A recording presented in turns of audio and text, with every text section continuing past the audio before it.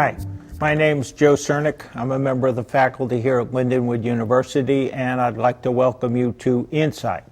Now, Insight is a show where we normally discuss books on politics, both domestically and internationally.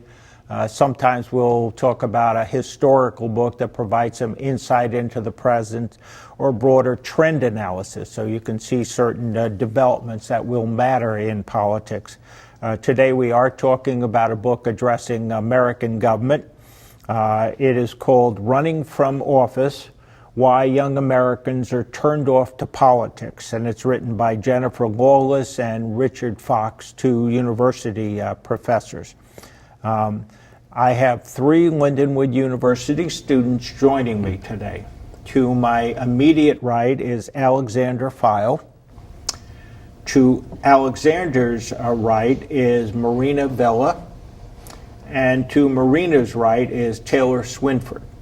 So I wanted to read an opening quote from the book so you can get a sense of where the authors are coming from, and then we can jump into a discussion about the book. The authors write, Eliza, a college student from Cincinnati, volunteered for the Obama campaign in the summer of 2008. Rather than feed her passion for change, the campaign quickly soured Eliza to politics in government. Politics, she said, is just about getting votes. No one cares about issues. No one cares about policy, she added. I'm pretty sure that whatever I do, I won't run for office. A high-quality, well-functioning democracy demands that the next generation hears, then heeds, a call to public service. In this book, we call attention to a devastating and completely overlooked consequence of political dysfunction, its effect on future generations, ambitions to run for office. Comment. I believe that for millennials and earlier generations, we see the political world as just being a giant mess. So the world we live in today, we want to be able to help the world. Many of my generation actively wants to help, but they feel as though politics is not the way to go. They themselves can go through change by being a part of businesses or local communities, but they don't see us being able to achieve anything at the national level. For me, it's so sad to think young people is not involved in politics, and they don't even want to hear anything about it, because they don't think that people in politics can resolve problems or solve some kind of issues that the country or the other people living in the state has. So they kind of refuse the idea to be involved in politics because they don't think that politics are the solution. And I think that young people have to be more encouraged, because young people is the future of the country, and politics is the way to make things change. I think that our generation really we tend to be very idealist, and we think of different things that we can do to improve society. Everyone has an idea of what they want to do, how they want to improve the world, but no one seems to really actually want to do anything to fix it. There's ways you can do it, like community organizing and volunteering, but when it comes to actually running for office, people our age, millennials, don't seem to be quite as interested. There's this quote that this Eliza gave, and she said, I'm pretty sure that whatever I do, I won't run for office. I'd hate to live my life like that, the way people act in politics. I'd hate to sell out, especially to accomplish so little. I read that, and one of my concerns, particularly from watching TV news shows, is politics is not explained well. And so as a result, I can understand people like this Eliza and yourselves sort of not appreciate just the word politics, which is the way we function. That all politics means is we recognize that lots of different groups and individuals have different priorities, different values, different things they like and don't like, and they want to see change. And they never stop to say, hey, wait a minute, I'm not going to get everything I want. I have to realize my limitations. And I have to learn how to work with other types of people. Politics makes strange bedfellows is a good quote. And so as a result, you realize that there's give and take and there's compromise in order to try and solve some things. And so when I hear her say, I refuse to sell out, she's the sort of kid that, that gets pissed off on the playing field, takes her ball and goes home. That she hasn't got a clue how to think, how do you learn how to work with other types of people? And this isn't sort of new to America. The alternative to politics is totalitarianism or dictatorship. So politics goes along very well with a functioning democracy. And when I'm reading a book like this and I'm seeing statements like that, I'm saying, okay, what is the problem? Is like, here's TV news unable to explain, look, politics is what you want. This is what you want to do. This is the way you resolve your problems. The alternative is kill each other or have one group run everything or one individual run everything. And so, yeah, these sort of things always sort of concern me. And I think it's sort of reflected in the book. And so I'm reading the book from that point of view of saying where some of these foolish notions come from. I can tend to agree with that. Like, the American people have tended to have less tolerance now than what they've used to. And because of that lack of tolerance, if you don't necessarily agree with someone, you tend to disprove or just think, they speak nonsense. But the thing is, like, you have to have disagreement in order to reach, what is the right thing. Because whenever people are like-minded, you can tend to skew things. Agreeing with you too. I think there's a lack of information, of a good information provided about politics, and also the media is not helping politics because they are showing of the failures of the system, sometimes the political system, also failures of maybe politics, and that's why young people go to the media. Like they get news from Facebook, from Twitter, and that's the media that shows how we are failing, how the system is not working, how things are not getting done, how problems are not getting solved. And that makes young people being like kind of refusing politics because they don't believe in politics anymore. When I first read this, I really identified with Eliza, the girl in the opening quote, because as much as I love politics and I enjoy studying it, whenever someone asks me, or when I tell them that I major in political science and they're like, oh, well, what do you want to do with that? My first thing I always say is, well, I don't plan on running for office. I want to work more behind the scenes. And that's always what I've said. But in reading this book, it really kind of called my attention to see that right now, politics is still an old man's game.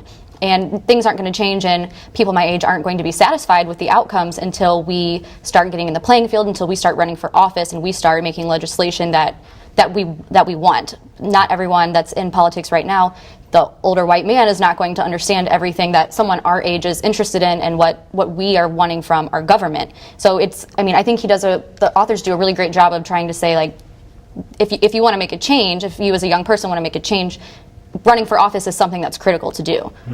There's this quote I like in here. They say, today's high school and college students have grown up knowing nothing other than a politics characterized by nasty campaigns, partisan posturing, media established focused on conflict and scandal, and political pundits who perpetually stroke the flames of public anger and dismay. I agree, that the media presents politics a lot of times in only one way, because you're not looking at how exactly are their attempts to try and resolve problems. There's a situation in the Senate where a Republican and a Democrat are actually trying to figure out a bipartisan approach to health care reform, and I have to read about it, but I never see it discussed in any substantive way on TV. And as far as political pundits, most of them, it's like you feel like throwing them out a window listening to them talk, that the way they pontificate, and rather than saying something of substance, they feel the need to use whatever tragedy or event comes along to immediately demonize the other side or to play theirs up as though only their side is on the side of angels. So I sort of agree with some of that. Go ahead. I tend to agree with that as well. I mean, most people don't talk about politics at home, and that's also discussed in the book. Yeah, it's really true. The parents don't talk about politics with the children, and that's a lack of kind of information for them too, because it's a reality, it's part of our world, like we are ruled from politics. So I think it's like a good topic to be discussed in how when we are in a home with our parents, like kind of talk about maybe if we are right-leaning or left-leaning, or just the rights that you have going vote and choose like who you want to be represented by. And that's not a reality in American homes anymore, because they don't talk, because young people is not interested in these topics anymore. There's some charts and some graph in the book that they are interested in sports, they are interested in music, they are interested in volunteering or community service, but they are not interested in Congress, in presidents. They are not interested in them anymore, so they don't talk about with their parents. I agree. The way that politics is televised now, well, not just on television, but in media in general, it's so much different than what it was. I had a class last semester where I was looking at different debates from different presidential campaigns back like in the 60s and the 70s, and even just the way that the debates run and how the language and the amount of respect and the passive aggressive also, but the way that it was looked at, the way that politics was ran, was a lot more respectful than it is now. It was really eye-opening to me, because the politics that we've grown up with is I mean, extremely partisan. It's mostly arguing, it's bickering, it's seen as just black and white. And then when you look back at a televised debate from the 60s, it's completely different, and it makes me wonder where that changed, like what made that change. Well, in the book, when they do talk about parents that do talk with their children, and they sort of distinguish between Democratic parents or nonpartisan parents or Republican parents, and sort of, it was interesting to have a section in there that Republican parents are more opinionated, and so sort of put that more on their children, so spend more time talking about politics with their children, whereas Democratic parents tend to talk less with their children. So that one section of the book goes through this. Yeah, I think that Republican parents are more involved in politics, so they encourage their children to talk about the topic and go voting. But I also think that maybe parents don't want like their children to be involved, like running for office, because they don't see that as a perfect job. Like you cannot maybe earn a lot of money or like be a successful person, because politics, there's like that part, a good one and the bad one, and you not always win. So they don't want to be like their children involved, because politics don't mean success. It was really interesting to me to read that also. I come from a very liberal family, and while I always knew that my parents were leaned Democratic, we never really talked about politics. My parents would fight over Thanksgiving dinner about politics, but it was never something that us kids, even as a teenager, it was never discussed in front of me. It was never discussed in front of my siblings, even though we know that most children grow up to be the same party or affiliation as their parents, which I did. It was still very interesting. My parents always encouraged us to vote and to be active, but they never really pushed their views on any of me and my siblings. I thought it was interesting also, it said that most Republican children who grew up in Republican households, they would say their parents would want them to be more in like business or corporate related jobs, and more Democratic households, children would say their parents want them to be more social work, nurse, in government. And it was really interesting to me, because out of all of my siblings, every single one of us work in public service, and we came from a Democratic family. And obviously not everyone is like that, but it was kind of an eye-opener. They have a quote again: the political climate of the last 20 years has culminated in the most negative political public attitudes towards government since the advent of modern polling. And so they're seeing sort of a broader climate. This isn't something that's just because of the Trump administration. And they were very critical of Mitch McConnell's quote when Obama became president, where he said the single most important thing we want to achieve is for President Obama to be a one-term president. So, and it predates that.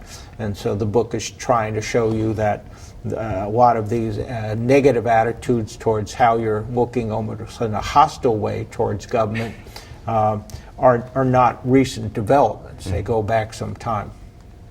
Yeah, I agree with that. I mean, if you think about it, parents, I missed. I'm sorry. Go ahead. Okay, yeah, I also agree with that, and also what the book talk about, that Obama encouraged a lot of black community people to get out there and vote and be involved in politics because he made a change. So maybe you need to have some representative to move you to be involved. And we've seen in the past political elections, maybe Trump don't get that young community votes because people was not involved at all with them. But one of the things that I agree with you, Taylor, is that talking about politics is a controversial topic. So a lot of families avoid that, maybe in family reunions or something, because the different thoughts can make them fight. So you better don't talk about politics if you don't want to fight with your family or with people who think different than you. Something else I found really interesting was the authors discuss how the shift from Republican thought was to be very anti-government, very anti-establishment. And a quote that I had never heard of that was interesting was when Reagan said in 1986, the 9 most terrifying words in the English language are, "I'm from the government and I'm here to help." And that, if you look at that, I mean, that was in the 80s, and obviously that shift didn't occur right then, but you can see how a lot of Republican arguments tend to be against the establishment, to be against the government, which, I mean, that's a dividing factor also. If, it's hard to encourage young people, whether they be Republican or Democrat, to be involved in the government when you're kind of taught that government's a bad thing. Government involvement isn't necessarily good. There was a sort of a ranking they had here, ranking of Congress compared to other unpopular people, institutions, and circumstances. And so they were trying to show you where Congress ranks. So lice, people have a higher ranking for lice, Brussels sprout, colonoscopies, used car salesmen, and root canals than they do of Congress. And then things they rank lower than Congress are Lindsay Lohan, playground bullies, telemarketers, the Kardashians, and gonorrhea. And so it was an odd comparison how people are taking a look. And again, you look at something like that and have to wonder how these developments that you had this sort of constant attack by politicians themselves who were working for government and trying to use government in some way, and they're feeling the need to constantly attack it rather than to have some sort of better way of critiquing how they might look at it.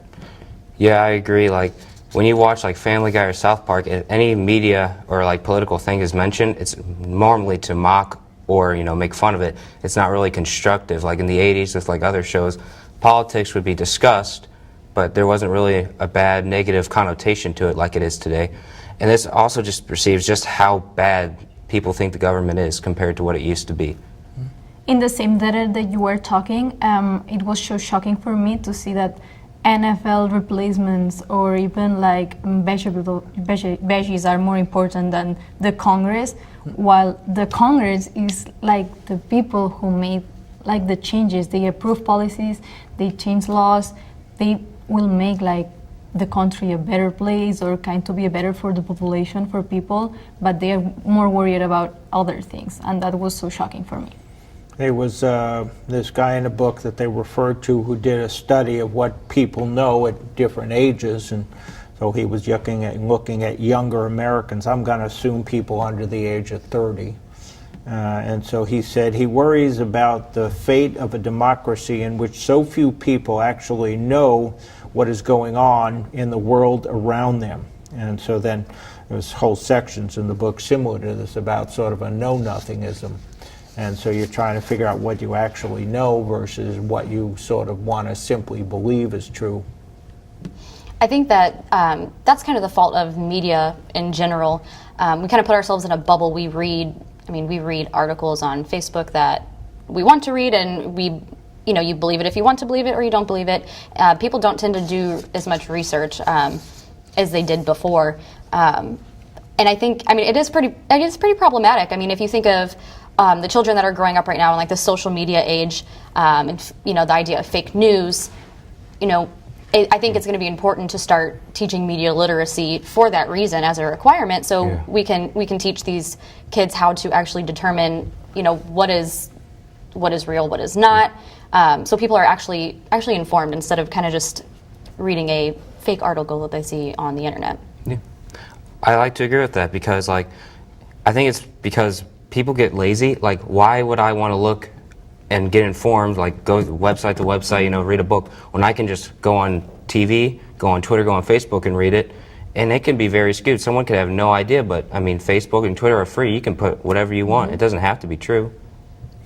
They came up with a number that there are 519,682 elected officials in the United States. So there's something for everybody, I guess, to run for, is what they were trying to say. But they were noticing that they said most 45-year-olds don't wake up one day, look in the mirror, and decide to run for public office. When people do decide to enter the fray, the idea has usually been in their heads and percolating for quite some time. So the importance of why it's important to have an early vision of that someday you might want to become involved. And I think what is like stepping back from youth people to be involved in those numbers are that all of those people that you just mentioned are kind of old. Like they are, maybe the average is like 50, 60 years old. So there's not really young people running and being on politics. And that's why it's not a student goal anymore to run for office. Like not in this country. It's more like a latest aspiration of like people who had their career set, like adults, parents. They are set, they have a successful life, and now I'm gonna run for office because I wanna do that like as a later goal, not as a student goal. And that's one of the things that maybe step back young people to have the courage to do that. I think another problem as well is it is very expensive to be able to run a campaign effectively in today's world. I would say so. As you're moving up the line, a lot of times more at the local level, it's more a question of going to neighborhoods and knocking door to door. And in that sense, you can get away with some flyers. So, you know, you're not going to immediately run for Congress, but you can run for city council or other things where you start realizing, you know, I could do this. Here's where my territory is, and I can take flyers around and go door to door. And I think maybe that's part of the problem, is you start focusing only on way up there at the national level than the local level. There was another interesting table they had here. It says young people are willing to consider for the future. And I thought it was interesting that below the president is being a construction worker or a plumber, but higher than wanting to be president is a mechanic or secretary and a salesperson. So yeah, it's odd how people sort of rank, I guess, what they're looking at. And maybe in the sense of being a president, it just seems like it is so far out of reach. You know, you just can't say I want to be president of the United States one day, but I'm not sure, but it just sort of gives you a sense where people think they are, okay? Talking about the same chart you are talking, when I was little, I was imagining like being a president was the top of the jobs, like you are the president, you rule the country and you are on the top. And here in the same chart, being a president is number 18 out of 20. So it's so sad how young people see being a president like the least of the jobs that they would do in the future. In the book, they talked about TV in the 80s and TV today, and how TV in the 80s would discuss politics. And they went through different programs and showing you how politics was part of it and how it was part of the family. And they showed different family situations where whole families discussed politics, but they were showing how politics is so assiduously avoided in today's shows that you will not discuss it on TV family shows. So I think it reflects to some extent what the book was showing. We only have a few minutes left, so in discussing this book, how do you see it? Do you recommend people read it? Why would you? I would recommend it. It just basically states the problem of like my generation and the generations that come before me. And to come back to the point where like hands-on like salesmen and other jobs, I think one of the reasons why that is because we're younger, we like to be proactive, so proactive jobs tend to be our specialty at this point of our lives. Like we like to be proactive.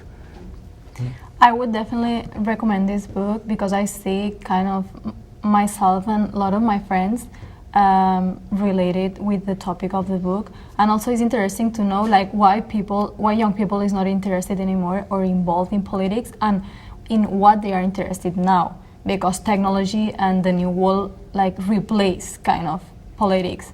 And I will recommend this book to every student to encourage them to be more involved and to try to make things change through politics. I agree. I would definitely recommend the book. Aside from being easy to read, some of the graphs were pretty humorous. Some of them were pretty interesting, I think. And I think it starts a really good and a really important discussion on why young Americans have such a distaste for politics, and kind of brings a call to action for people our age to start thinking about possibly running for office and to get more involved in politics, because eventually it's going to be our turn, and if no one's willing to act, then, I mean, that's kind of where democracy starts to fail. The book, I think, tries to show that there's this interest in community affairs, and so they're trying to use that as a starting point to say, as a result, that how do you look at your community means locally, I think, and see what needs to be done, what you feel needs to be done, and this can help to generate an interest in trying to get people involved. And I think that was one of the things they were trying to look at as a way of saying, hey, this is the way you can get young Americans involved in wanting to think about politics. So there again, they're not jumping to the level of national politics. They're looking at something like local, and when I cited that figure of somewhere like 519,000 or so positions in politics, so few of them are at the national level. They're mainly at the state level or the local level. So this, I think, was one of the things they were trying to look at, and they're trying to figure out, you know, that as a result, if you have so many people uninterested in ever wanting to be involved in politics, it's also a broader reflection of a complete lack of knowledge of what's going on in politics, which is policy-making issues. So not knowing something, when Jimmy Fallon the other night asked people, do you support Obamacare or the Affordable Care Act? And that you found people not knowing that they are the same thing. And so when you told people, don't you know Obamacare is the Affordable Care? Nope, you're wrong. You don't know what you're talking about. And they wouldn't buy into it. So a good book, easy to read, enjoyable. Thank you for joining us today.